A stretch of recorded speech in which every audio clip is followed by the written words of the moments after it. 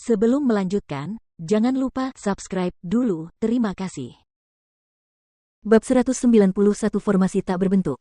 Di balik tirai malam, menara hantu Asura sangat indah dan juga sangat istimewa. Saat makhluk hidup memasuki menara, ia akan memancarkan sedikit cahaya berwarna biru. Lantai pertama memiliki jumlah cahaya berwarna biru terbanyak. Saat ini, ada beberapa yang muncul di lantai 2 juga dan jumlahnya masih terus bertambah. Bahkan ada lebih banyak di lantai 3 dibandingkan dengan lantai 2 karena para jenius dari World Spirit Guild dan para jenius dari klan Jie berkumpul di lantai 3. Tentu saja, selain para jenius itu, hampir tidak ada orang lain yang mampu melangkah ke lantai 3. Namun, Jie Chuan tahu, dalam hatinya, bahwa orang lain bisa melangkah ke lantai itu dan orang itu sangat mungkin bisa mengubah sesuatu. Skala pertempuran klan Jie dan World Spirit Guild akan ditentukan oleh Chu Feng. Untuk naik dari lantai pertama ke lantai 2 saja, seseorang harus menaiki tangga. Namun, untuk naik dari lantai 2 ke lantai 3, seseorang harus melewati banyak rintangan kecil. Itu membuang-buang waktu Chu Feng dan Ma Qiang. Namun pada akhirnya, mereka berdua berhasil tiba di pintu masuk lantai 3. Namun, setelah melewati formasi roh, wajah Ma Qiang berubah drastis dan auranya langsung menjadi sangat lemah saat ia jatuh ke lantai. Melihat itu, Chu Feng segera membantunya berdiri dan bertanya dengan gugup, apa yang terjadi? Kamu tidak bisa menahan tekanan roh di sini. Chu Feng merasa sangat terkejut. Meskipun tekanan roh di lantai 3 meningkat cukup banyak, dia masih bisa menahannya. Oleh karena itu, dengan kekuatan roh Ma Qiang, bahkan jika ada tekanan, dia tidak akan dipaksa ke keadaan itu. Cepat bawa aku keluar. Aku tidak tahan tekanan di sini. Ma Qiang mengucapkan kata-kata itu dengan sangat menyakitkan. Chu Feng tidak membuang waktu dan dengan cepat membantunya saat mereka kembali ke lorong. Saudara Ma Qiang, apakah kamu sudah lebih baik sekarang? Pada saat itu, meskipun Ma Qiang masih memiliki kulit pucat pasi, perasaan tertekan yang kuat sudah tidak ada lagi sehingga ia dapat bergerak bebas. Saat ini ia terengah-engah dengan napas yang sangat besar. Saudara Chu Feng, tekanan roh di lantai 3 agak tidak normal. Sesuatu pasti telah terjadi dan klan Jie kemungkinan besar menggunakan beberapa metode khusus. Saudara Chu Feng, anggap saja aku memohon padamu.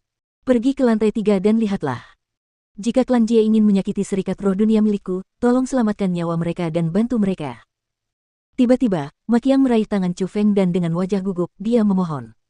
Saudara Ma Qiang, jangan khawatir.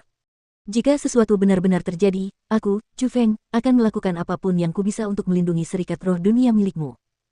Saat melihat ekspresi gugup Ma Qiang, Chu Feng juga menyadari bahwa ada sesuatu yang salah saat ia berbalik dan bergegas menuju lantai 3. Bukannya Chu Feng bersedia menjadi orang baik, tetapi pada saat itu, dia sudah benar-benar menyinggung klan Jie sehingga dia harus menjalin hubungan persahabatan dengan World Spirit Guild.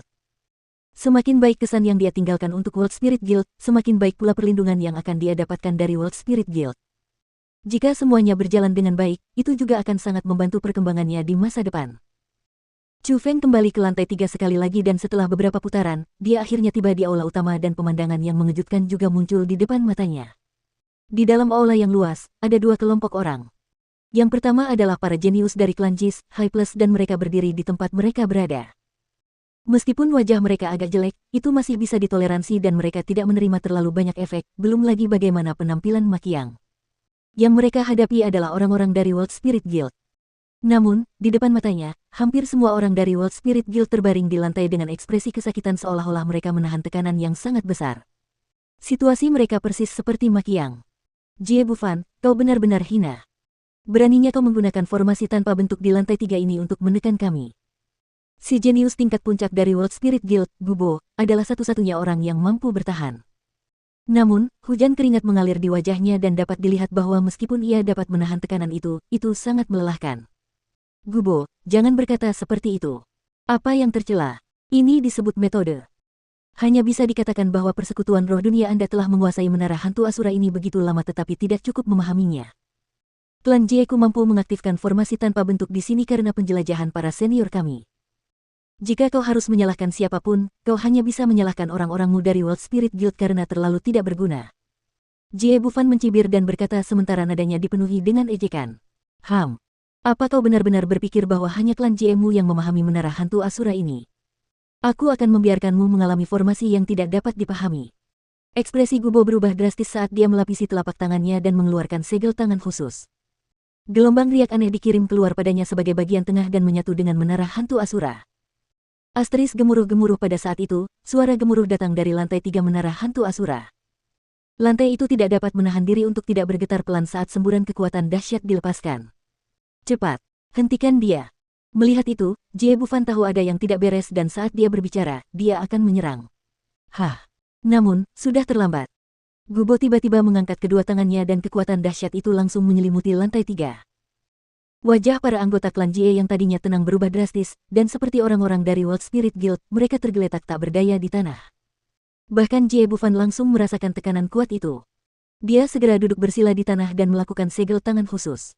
Setelah itu, dia menatap tajam ke arah Gubo dan berkata, "Dasar bajingan.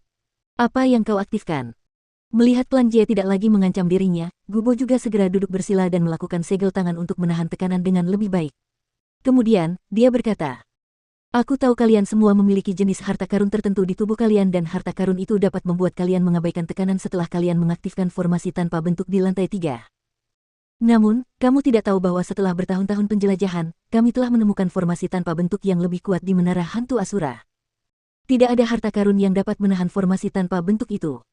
Kecuali jika kekuatan pribadi seseorang cukup kuat, mereka seharusnya tidak berpikir untuk melawan tekanan dari formasi ini.